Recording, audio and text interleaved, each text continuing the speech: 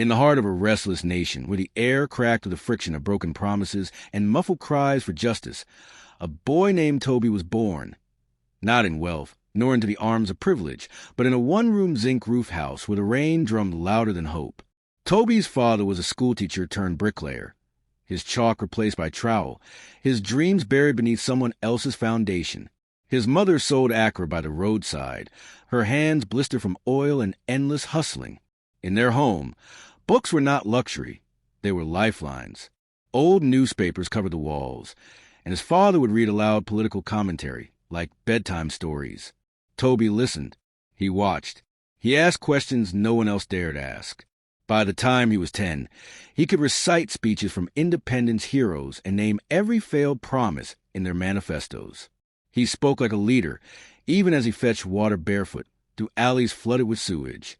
But in a country where truth was dangerous, Toby's voice was both gift and threat. Chapter 1. A Question Too Loud.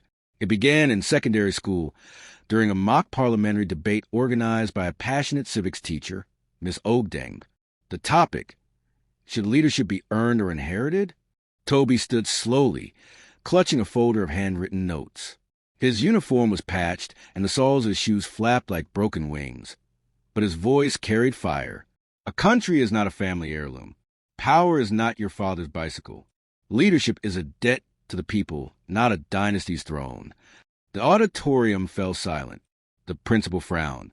Parents whispered. The next day, Toby was suspended for inciting disrespect toward elders. But Miss Ogdeng pulled him aside.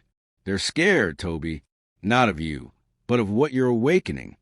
Chapter 2. The Boy Who Would Not Sit Down. Years passed. Toby earned a scholarship to a federal university, studying political science.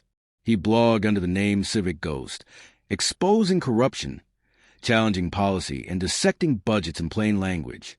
His writings went viral. But in his final year, masked men kidnapped him after a fiery post about inflated road contracts.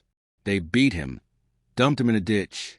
But he crawled back, bloody, limping, and posted again. They broke my ribs, but not my resolve. Silence is too expensive in this country. Chapter 3. The Election Nobody Saw Coming. In the build-up to pivotal election, Nigeria teetered on the edge. Old power blocks regrouped, the youth disillusioned, the middle class emigrating. Then came a surprise. A new party emerged, the People's Dawn Movement, backed by no godfathers, only ideas. Their candidate? Toby Olatunji, 35 years old. Too young, they said. Too radical. Too honest. The media mocked him. He had no convoy, no billboard, no billionaires at his back. But the streets told another story. Barbershops debated his manifesto. Students printed his flyers for free. Market women hummed his slogans while frying puff-puff. Young Nigerians, many voting for first time, rallied behind a man who spoke their pain in their own language. We are not angry because we want power. We are angry because we were never meant to survive without it. Chapter 4. The Vote That Vanished. On Election Day, turnout shattered records. Videos flooded online, youth queuing from dawn, even amid rain.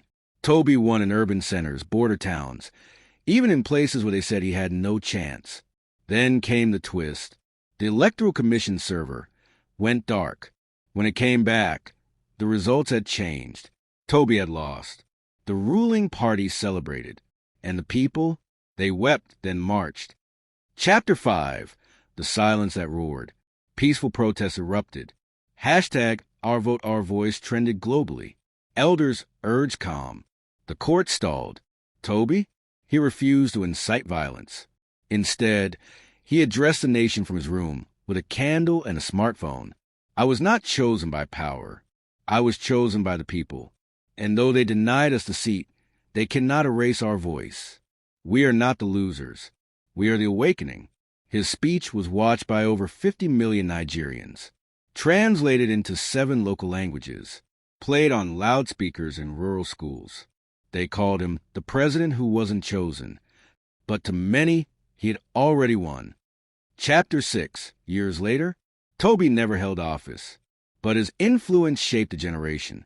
His policies were studied. Young people ran for local council. Women contested Senate seats. Budget transparency apps were built from his ideas. Even the children in his hometown school now say, "I want to be like President Toby." And somewhere, on a wooden stool beneath a mango tree, Miss Obdang smiles at a nation finally listening to the student who would not sit down. Sometimes, the greatest leaders are not those who sit in power, but those who rise in silence and stay standing, long after the world tried to make them sit. Subscribe, like, follow, and share this video for more interesting and inspiring stories.